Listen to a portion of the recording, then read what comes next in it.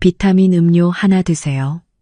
그리고 4만 원만 더 주시면 차로 함께 가드려요.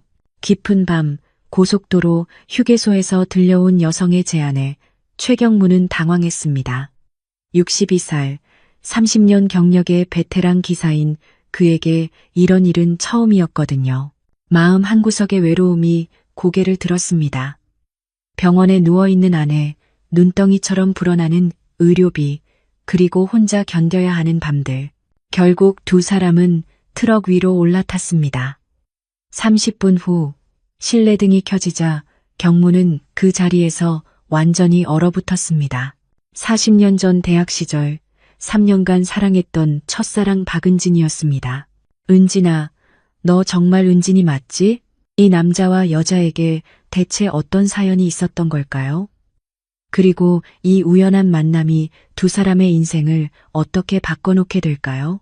이야기 시작 전 구독과 좋아요 부탁드립니다. 새벽 4시 경부고속도로 위를 달리는 대형 트럭의 헤드라이트가 어둠을 가르고 있었습니다. 운전석의 최경문. 손은 핸들을 꽉 쥐고 있지만 마음은 온통 서울의 한 병원에 가 있었어요. 여보, 오늘도 안전운전해요. 귓가에 맴도는 아내 순영의 목소리. 하지만 이제 그 목소리를 직접 들을 수는 없었습니다. 순영은 지금 병원 침대에 누워 강경화라는 무서운 병마와 싸우고 있거든요. 경문의 가슴 속에서 한숨이 터져 나왔습니다. 35년을 함께 살아온 아내가 평생 가정을 위해 희생해온 그 여자가 이렇게 아프다니. 중증 간경화입니다. 앞으로 지속적인 치료가 필요해요. 6개월 전 병원에서 처음 들었던 진단. 의사의 차분한 목소리가 경문에게는 천둥소리처럼 들렸었죠. 그 순간부터 그들의 평범했던 일상은 완전히 뒤바뀌었습니다. 경문에게는 나름의 자랑거리가 있었어요. 또래 트럭 기사들 사이에서도 인정받는 성실함과 실력, 덕분에 아파트 한 채도 마련했고 빚 없는 트럭도 소유하고 있었습니다.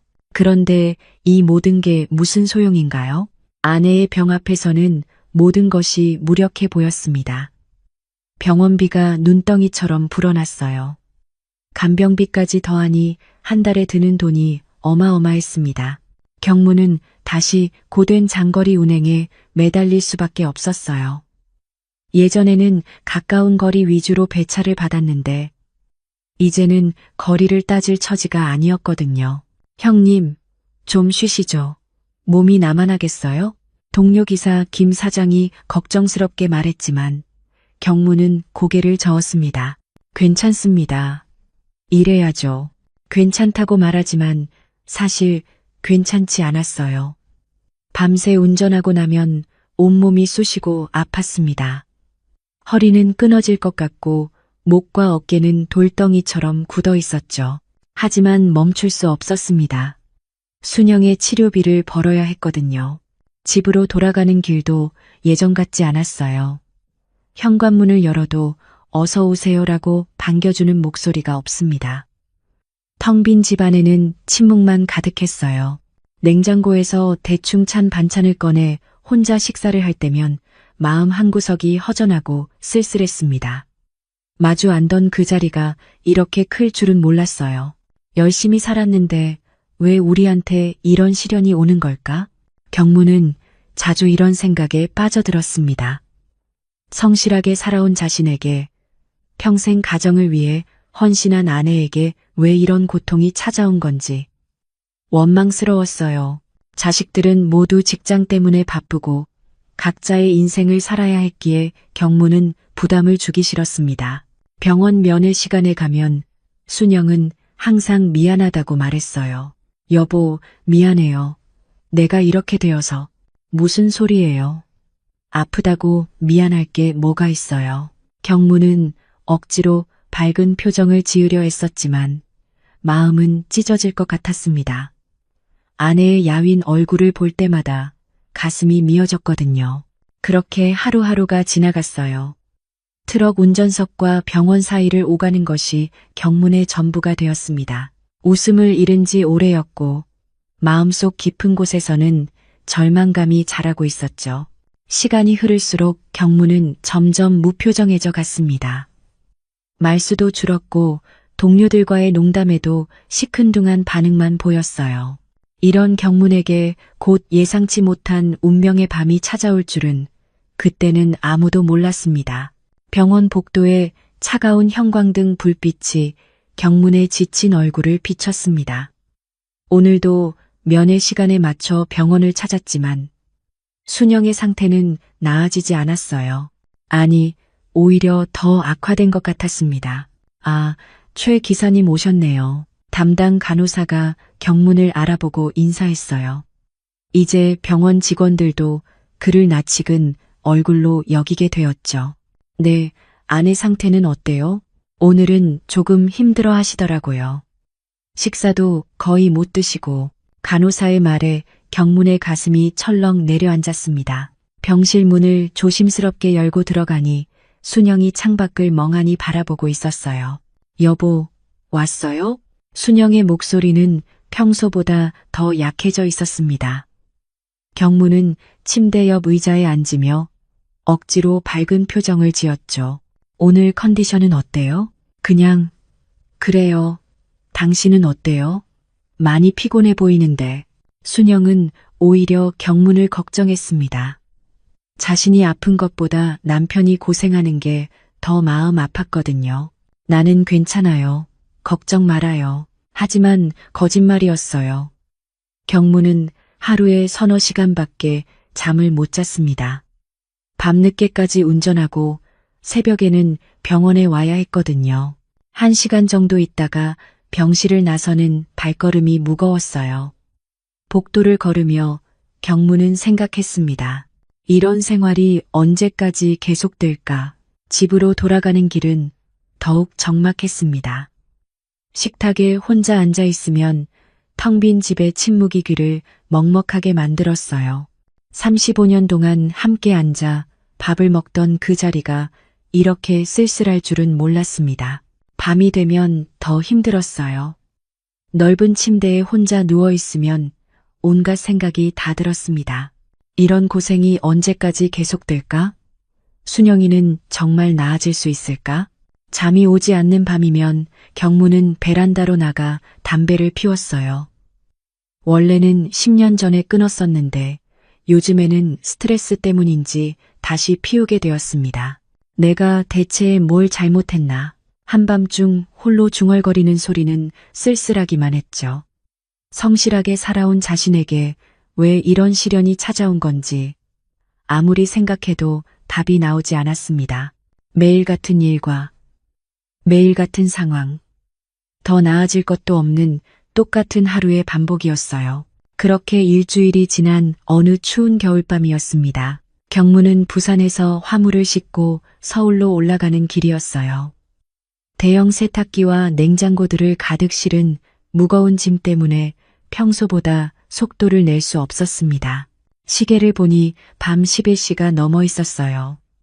하루 종일 운전한 탓에 눈꺼풀이 점점 무거워졌죠.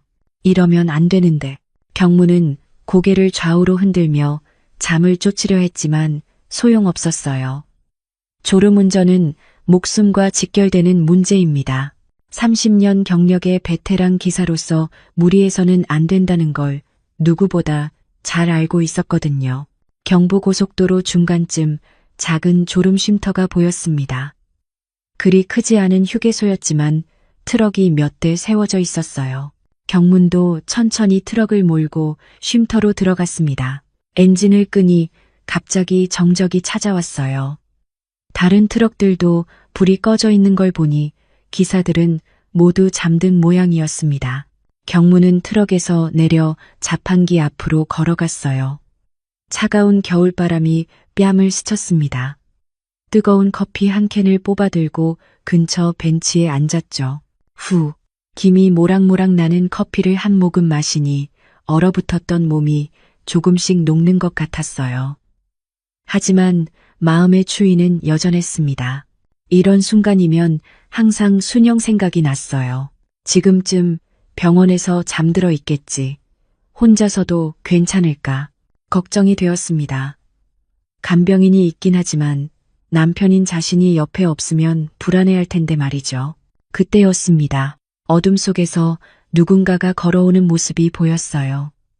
여자였습니다. 손에는 비타민 음료 박스를 들고 있었죠. 모자를 깊숙이 눌러 쓰고 마스크까지 착용해서 얼굴은 거의 보이지 않았어요. 하지만 걸음걸이가 어딘지 지쳐 보였습니다. 무거운 짐을 든 어깨가 축 늘어져 있었거든요. 여자는 경문 쪽으로 천천히 다가왔습니다. 처음에는 그냥 지나갈 줄 알았는데 갑자기 멈춰서더니 조심스럽게 말을 걸어왔어요. 기사님, 비타민 하나 어떠세요? 목소리가 쉬어 있었습니다. 오래 말을 하지 않은 듯한 그런 목소리였죠.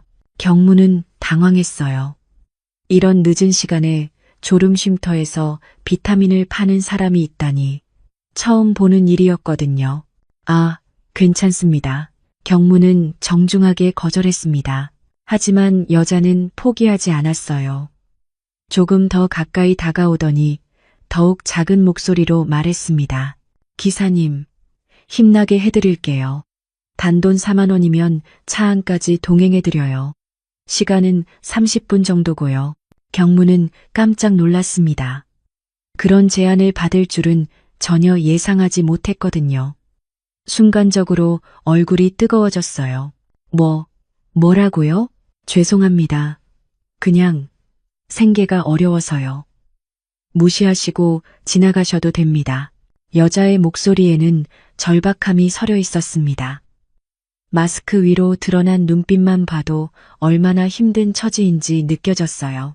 경무는 어떻게 대답해야 할지 몰라 당황했습니다. 저는 그런 거 죄송하지만 거절하려고 했지만 말이 쉽게 나오지 않았어요. 여자의 눈빛에 담긴 애절함 때문이었습니다. 뭔가 깊은 사연이 있어 보였거든요. 정말 죄송합니다. 혹시 괜찮으시면 그냥 비타민만이라도 하나 사주세요. 1,000원이면 됩니다. 여자는 한 발 물러서며 말했어요. 아마 경문의 당황한 표정을 보고 미안했나 봅니다. 경문은 복잡한 마음이었어요. 35년을 아내 한 사람만 바라보고 살아온 남자였습니다. 다른 여자를 생각해 본 적도 없었죠. 하지만 지금은 상황이 달랐어요. 아내는 병원에 있고 자신은 이렇게 외롭게 밤길을 달리고 있었습니다. 마음속 깊은 곳에서 몇 달째 쌓여온 외로움이 고개를 들고 있었어요. 그럼 비타민 하나 주세요. 결국 경무는 1,000원을 내며 비타민 음료를 샀습니다. 감사합니다, 기사님. 여자는 고맙다며 음료를 건네주었어요. 그런데 이상했습니다. 여자가 자리를 뜨지 않고 계속 서 있는 거예요. 뭔가 더 말하고 싶어 하는 것 같았습니다. 혹시 정말 괜찮으시다면 여자가 다시 조심스럽게 입을 열었어요. 목소리에는 간절함이 묻어 있었습니다. 경문의 마음도 흔들리기 시작했습니다. 한동안 망설였어요. 35년 결혼 생활 동안 아내 외에 다른 여자를 생각해 본 적이 없었거든요. 하지만 이상하게도 마음 한구석에서 호기심이 일었습니다. 이 여자가 어떤 사연으로 이런 일을 하게 되었을까? 그런 궁금증이었죠. 그럼 잠깐만요. 결국 경무는 트럭 쪽으로 걸어갔습니다. 여자도 조용히 따라왔어요. 트럭 문을 열고 운전석에 올라타니 여자도 조심스럽게 조수석에 올라 앉았습니다. 비타민 드세요. 여자가 음료를 권했어요. 경무는 캔을 따서 한 모금 마셨습니다. 달콤한 맛이 입안에 퍼졌죠. 저는 차 뒤쪽으로 갈게요. 여자가 작은 목소리로 말하더니 트럭 뒤편으로 이동했습니다. 경문도 어쩐지 운명처럼 이 상황을 따르고 있었어요. 마음속 깊은 곳에서 몇 달째 억눌러온 외로움이 밀물처럼 올라왔거든요. 어떻게 해야 할지 모르는 경문을 여성이 자연스럽게 리드했습니다. 경문은 그냥 몸이 이끄는 대로, 마음이 원하는 대로 따랐어요. 한동안 트럭이 미세하게 흔들렸습니다. 밖에서는 찬 겨울바람이 불고 있었지만 트럭 안은 따뜻했어요. 경무는 잠시 모든 현실을 잊고 그 순간에 빠져들었습니다. 어쩌면 이 모든 괴로운 현실에서 잠시라도 벗어나고 싶었는지도 모릅니다. 20분 정도가 지나자 둘 다 가쁜 숨을 내쉬며 다시 앞자리로 돌아왔어요. 고생하셨어요. 여자가 작게 말했습니다. 그리고 가방에서 뭔가를 꺼내려다가 실수로 바닥에 떨어뜨렸어요. 여자가 바닥에 떨어진 물건을 찾으려고 몸을 굽혔습니다. 어둠 속에서는 잘 보이지 않았어요. 실내등 켜드릴게요. 경문이 실내등 스위치를 눌렀습니다. 순간 트럭 안이 환하게 밝아졌어요. 바로 그 순간이었습니다. 경문은 완전히 얼어붙었어요. 여자가 떨어뜨린 물건을 줍기 위해 마스크가 살짝 벗겨져 있었거든요. 그 얼굴을 본 순간 경문의 심장이 멈춘 것 같았습니다. 은진아, 경문의 입에서 떨리는 목소리가 새어나왔어요. 너 은진이 맞지? 바로 대학 시절 3년간 사랑했던 첫사랑 박은진이었습니다. 은진은 깜짝 놀라며 손으로 입을 막았어요. 얼굴이 새하얗게 질렸습니다. 경문 씨, 어떻게? 둘 다 말을 잇지 못했어요. 무려 40년 만의 재회였습니다. 그것도 이런 상황에서 말이죠. 은진아, 정말 너구나. 경문의 목소리는 떨리고 있었어요. 대학 시절 그 예쁘던 은진의 모습은 많이 변해 있었지만 눈빛만은 예전 그대로였습니다. 맑고 깊은 그 눈빛이 그대로였어요. 경문 씨, 나는 은진이 울먹이기 시작했습니다. 창피함과 당황스러움이 뒤섞인 표정이었어요. 괜찮아, 괜찮아. 경문이 은진의 어깨를 감싸 안았어요. 40년 만에 다시 만난 첫사랑이 이런 모습이라니 마음이 아팠습니다. 경문 씨, 나 정말 부끄러워. 은진의 목소리가 떨리고 있었어요. 울지 마, 괜찮다고. 두 사람은 한동안 말없이 서로를 바라봤어요. 시간이 멈춘 것 같았습니다. 대학 시절의 추억들이 파노라마처럼 스쳐 지나갔죠. 캠퍼스의 은행나무길, 함께 먹던 학교 앞 떡볶이, 손을 맞잡고 걷던 한강둑길. 모든 기억이 생생하게 되살아났습니다. 어쩌다 이런 일을.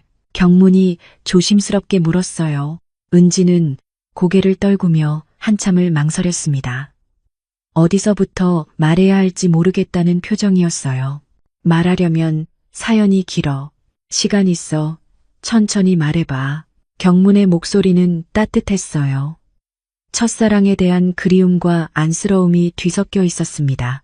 은지는 한참을 망설이다가 천천히 입을 열기 시작했어요. 경문 씨, 나 결혼했었어. 알고 있어. 대학 졸업하고 얼마 안 돼서 들었거든. 경문도 그때를 기억하고 있었습니다. 은진이 다른 남자와 결혼한다는 소식을 들었을 때의 그 아픈 마음을 말이죠. 며칠 동안 술만 마셨었던 기억도 났어요. 그 사람이 좋은 사람이 아니었어. 은진의 목소리가 더욱 작아졌어요. 처음에는 괜찮았는데 결혼하고 나니까 완전히 달라졌어.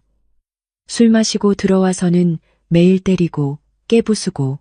은진이 말을 잇지 못했어요. 경무는 그 말의 의미를 충분히 이해할 수 있었습니다. 많이 힘들었겠다. 경문이 안쓰럽게 중얼거렸어요. 그 예쁘고 착했던 은진이 그런 고생을 했다니 마음이 아팠습니다. 15년을 참고 살았어. 아이들 때문에라도 참아야 한다고 생각했거든. 은진이 눈물을 훔쳤어요. 그런데 아이들까지 무서워하더라고. 엄마가 맞는 걸 보면서 자라니까. 큰애가 초등학교 5학년 때 나한테 그러더라. 엄마, 우리 아빠랑 헤어져.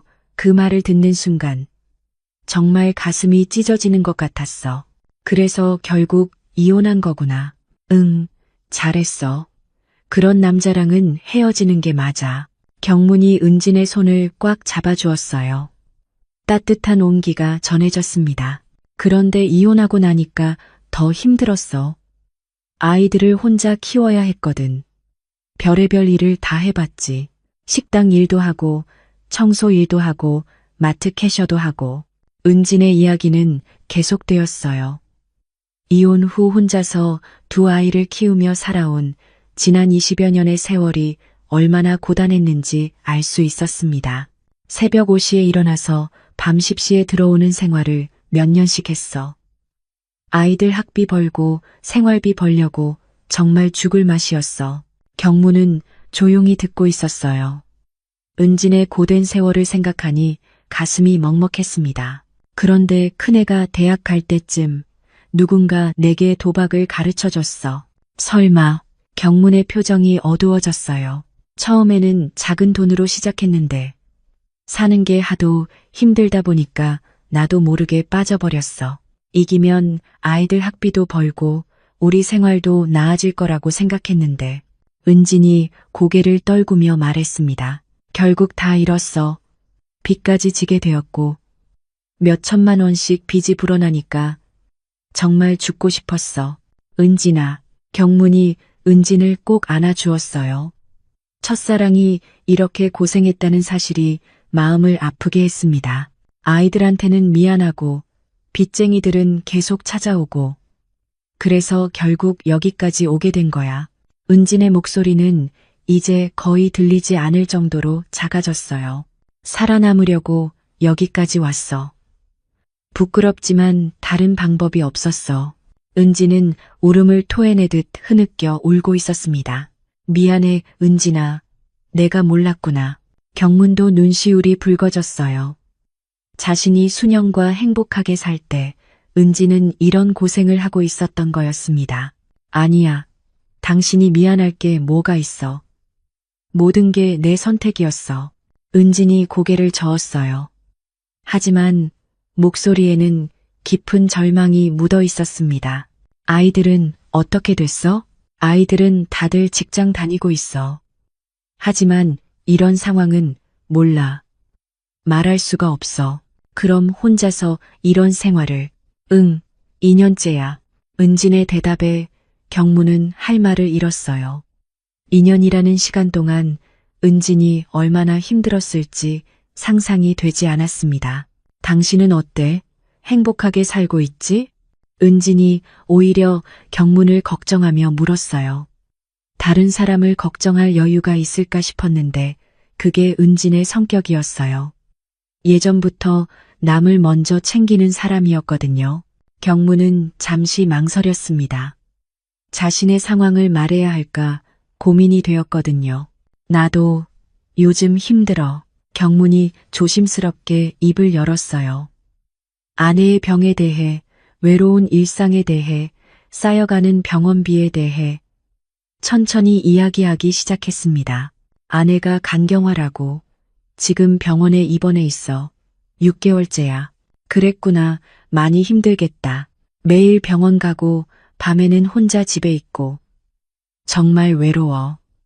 35년을 함께 살았는데 혼자 있으니까 이렇게 힘들 줄 몰랐어. 경문의 목소리도 떨리고 있었어요. 병원비도 만만치 않고 그래서 장거리 운행을 계속 다녀야 해. 몸은 힘들지만 어쩔 수 없잖아. 두 사람은 서로의 아픈 마음을 나누며 위로했어요. 40년 만에 다시 만난 첫사랑 앞에서 숨겨왔던 상처들을 털어놓고 있었습니다. 우리 참, 둘 다 고생만 했네. 은진이 쓸쓸하게 웃으며 말했어요. 그러게, 인생이 이럴 줄 몰랐지. 경문도 씁쓸한 미소를 지었습니다. 트럭 밖으로는 여전히 찬바람이 불고 있었지만 안에서는 두 사람의 마음이 조금씩 가까워지고 있었어요. 오랜 세월 각자의 고통을 견뎌온 두 사람이 이제서야 진솔한 대화를 나누고 있었습니다. 경문 씨, 응? 오늘 정말 고마웠어. 오랜만에 마음 편히 이야기할 수 있었어. 은진이 진심으로 말했어요. 나도 그래. 이렇게 속마음을 털어놓을 사람이 있다는 게 참 고마워. 두 사람은 서로를 바라보며 조용히 미소 지었어요. 시간은 이미 새벽 2시를 넘어서고 있었지만 둘 다 헤어지기 아쉬워했습니다. 연락처 알려줄래? 경문이 조심스럽게 물었어요. 응, 그래. 은진이 고개를 끄덕이며 휴대폰 번호를 알려주었습니다. 가끔 안부 물어봐도 될까? 당연하지. 나도 그랬으면 좋겠어. 두 사람은 마침내 트럭에서 내렸어요. 차가운 새벽 공기가 얼굴을 스쳤지만 마음만은 따뜻했습니다. 몸 조심해, 은진아. 경문 씨도 운전 조심하고. 은진이 어둠 속으로 사라져가는 모습을 바라보며 경문은 가슴 한구석에서 뭔가 달라진 것을 느꼈어요. 오랜만에 느끼는 감정이었습니다. 외로움이 조금 덜해진 것 같았어요. 트럭에 다시 올라타며 경문은 생각했습니다. 이게 운명일까? 40년 만에 다시 만난 첫사랑. 그것도 이런 우연한 상황에서 말이죠. 엔진을 걸고 다시 길을 나서는 경문의 마음은 복잡했습니다. 죄책감과 그리움이 뒤섞여 있었거든요. 하지만 한 가지는 확실했어요. 오늘 밤 이후 그의 인생에 작은 변화가 시작될 것이라는 사실을. 은진과의 만남 이후 경문의 일상은 겉으로는 예전과 같았지만 마음속 깊은 곳에서는 큰 변화가 일어나고 있었어요. 다음 날 아침 병원으로 향하는 길에서 경문은 어제 밤의 일을 되새겼습니다. 꿈이었을까 싶을 정도로 믿기지 않는 일이었거든요. 여보, 어제 밤늦게 들어왔죠? 병원에서 순영이 물었습니다. 경문은 깜짝 놀랐어요. 응, 부산 배차라 늦었어요. 거짓말은 아니었지만 전부를 말한 것도 아니었죠. 은진과 보낸 시간에 대해서는 입을 다물 수밖에 없었습니다. 고생이 많으시네요. 순영이 미안하다는 표정으로 말했어요. 경문은 가슴이 찔렸습니다.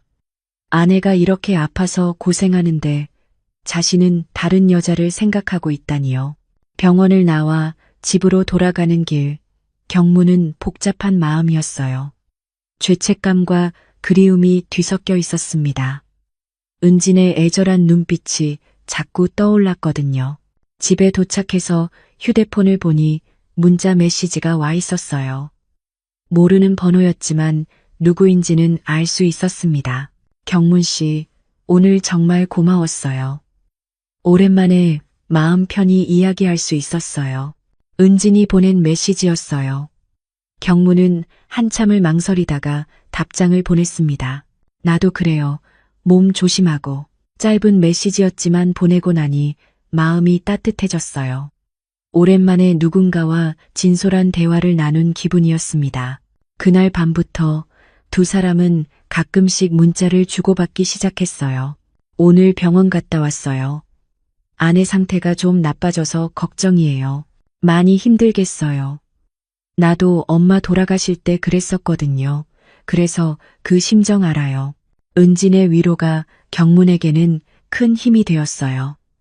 집에서 혼자 있을 때의 외로움을 달래주는 것 같았습니다. 오늘은 어땠어요? 많이 힘들지 않았어요? 그냥 하루하루 버티고 있어요. 경문 씨가 있다는 게 힘이 돼요. 이런 안부 문자들이 오고 가면서 두 사람은 조금씩 가까워져 갔어요. 하지만 시간이 지날수록 경문의 죄책감도 커졌습니다. 특히 병원에서 순영을 볼 때면 더욱 그랬어요. 여보, 요즘 표정이 좀 밝아졌네요. 일주일 후 어느 날 순영이 말했어요. 경문은 당황했습니다. 그런가요? 네, 예전보다 덜 우울해 보여요. 무슨 좋은 일이라도 있었어요? 순영의 예리한 관찰에 경문은 식은땀이 났어요. 35년을 함께 산 부부였으니 아내가 자신의 변화를 눈치챈 것도 당연했습니다.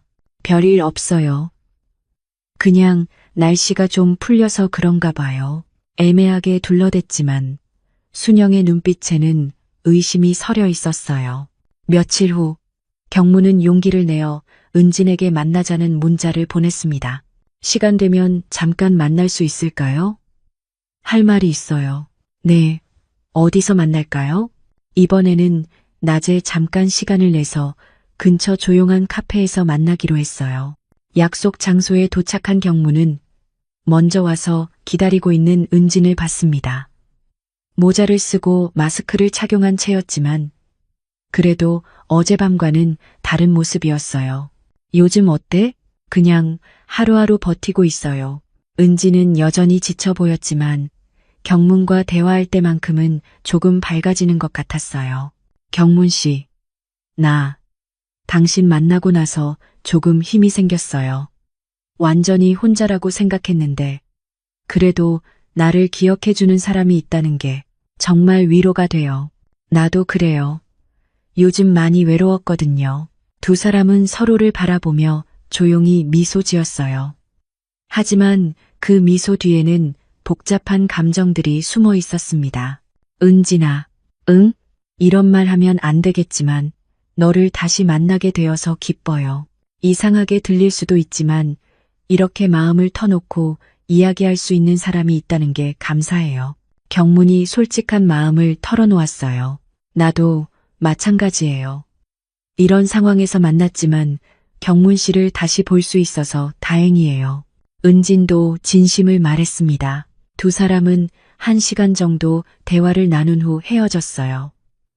헤어지는 길에 경문은 은진에게 조심스럽게 물었습니다. 은진아, 혹시 다른 일은 생각해 본 적 없어? 지금 하는 일 말고. 생각해 봤지만 빚도 있고 당장 생활비도 필요하고 쉽지 않아요. 그래도 몸 상하지 않게 조심해. 너무 무리하지 말고. 경문의 걱정 섞인 말에 은진의 마음이 따뜻해졌어요. 집으로 돌아가는 길, 경문의 마음은 더욱 무거워졌어요.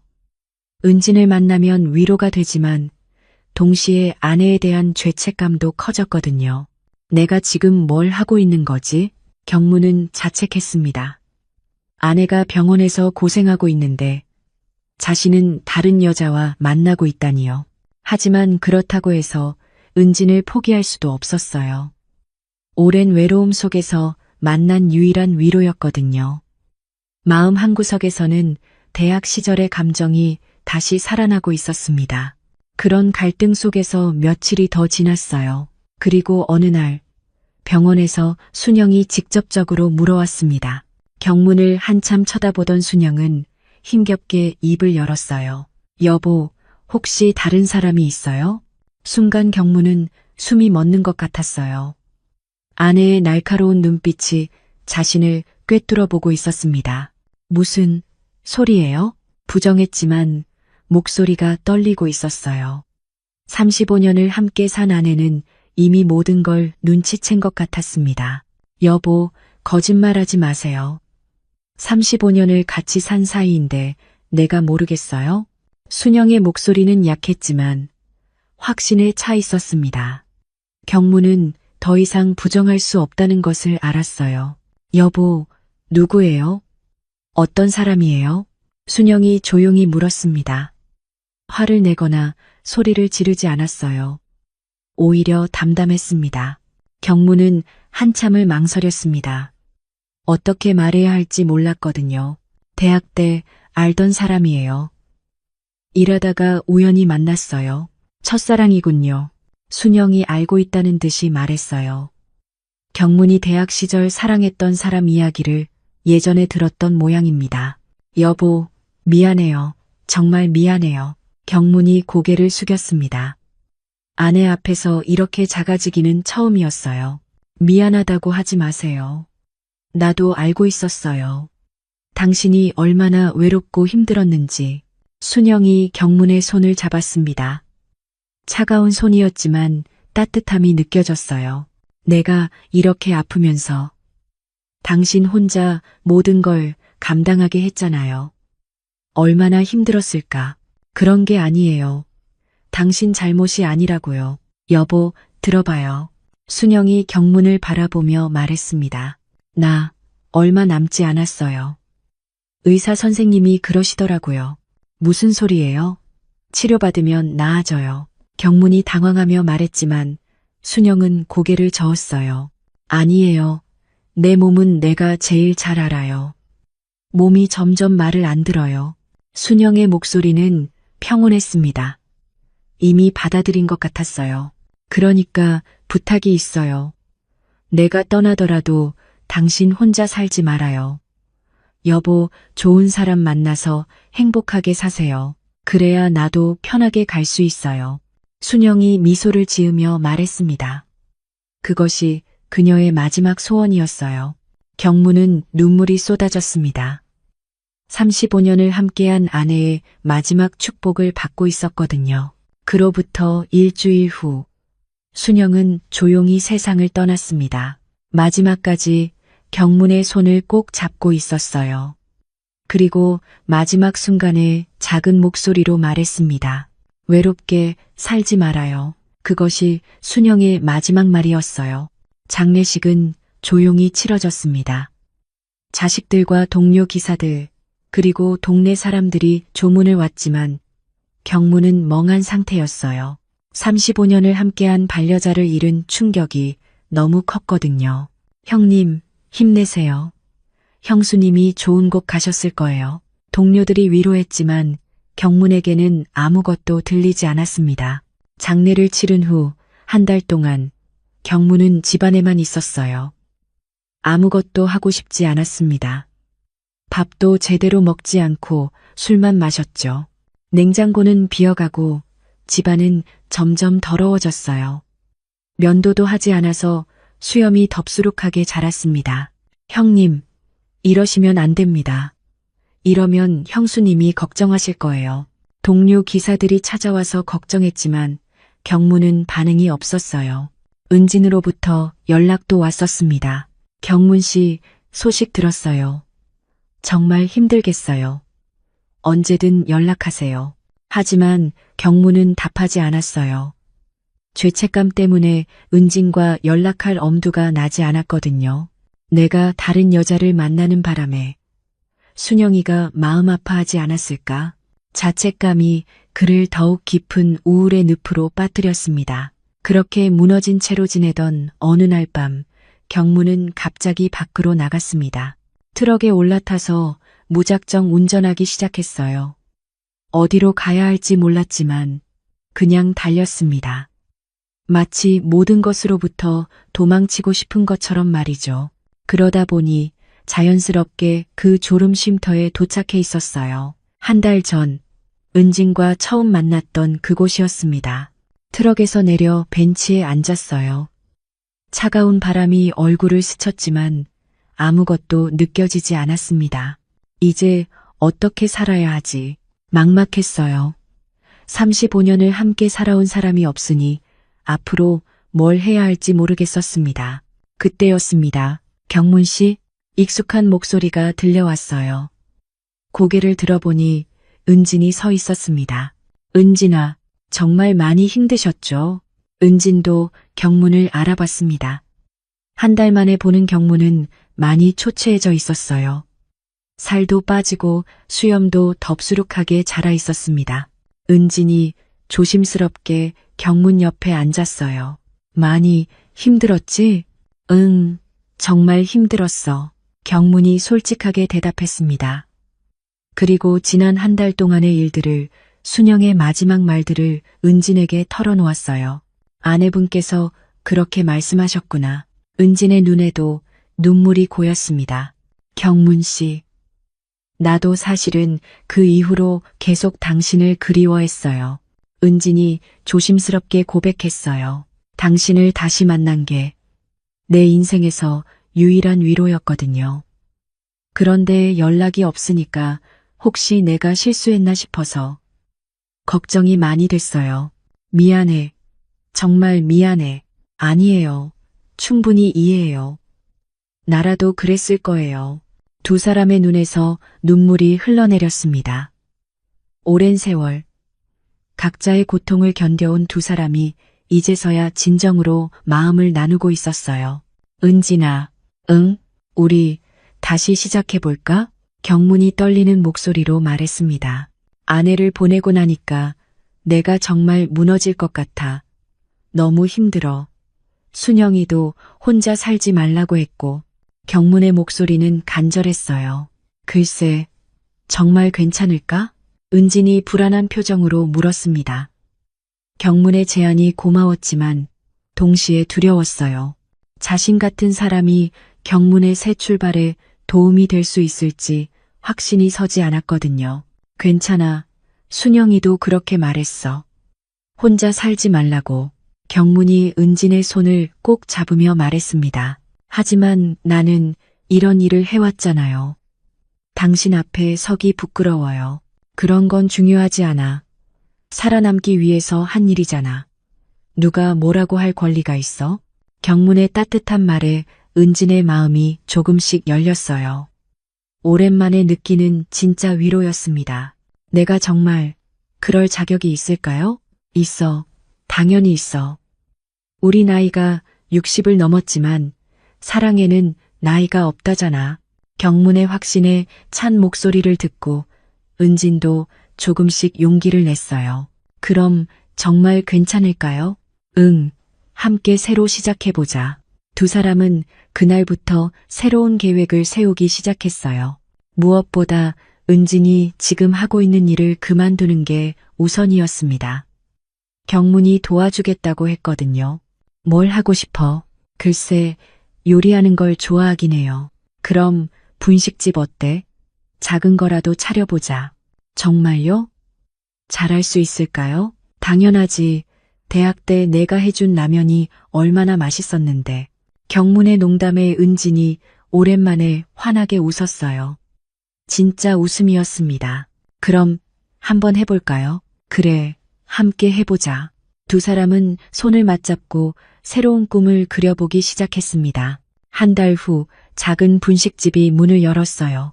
무지개 분식이라는 간판이 정겨웠습니다. 은진이 직접 지은 이름이었어요.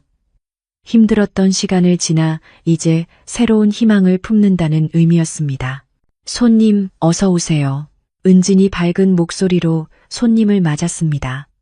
예전의 그 어두운 모습은 많이 사라져 있었어요. 경무는 트럭 운전을 완전히 그만두지는 않았지만 일정을 많이 줄였습니다. 가게 일을 도와주고 은진과 함께 보내는 시간을 늘렸어요. 여보, 오늘 매출이 또 올랐어요. 은진이 하루 장사를 마치고 경문에게 말했습니다. 여보라는 호칭이 자연스러워진 지는 이미 오래였어요. 그래, 다행이네. 경문도 만족스럽게 웃었습니다.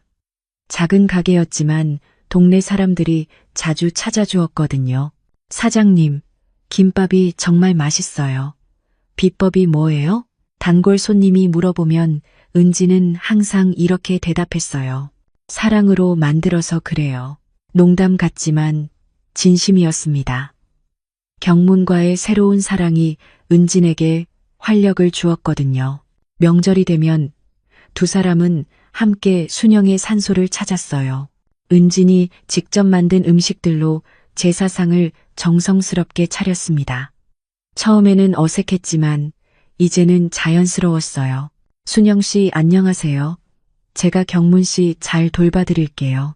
은진이 정성스럽게 절하며 인사했어요. 순영아, 고마워. 내 덕분에 이렇게 새 출발할 수 있었어. 경문도 아내의 묘 앞에서 감사 인사를 전했습니다. 순영의 마지막 축복이 있었기에 가능한 일이었거든요. 어느 일요일 오후 가게를 쉬는 날이었어요. 두 사람은 근처 공원을 산책하고 있었습니다. 봄 햇살이 따스하게 내리쬐는 평화로운 오후였어요. 경문 씨, 행복해요?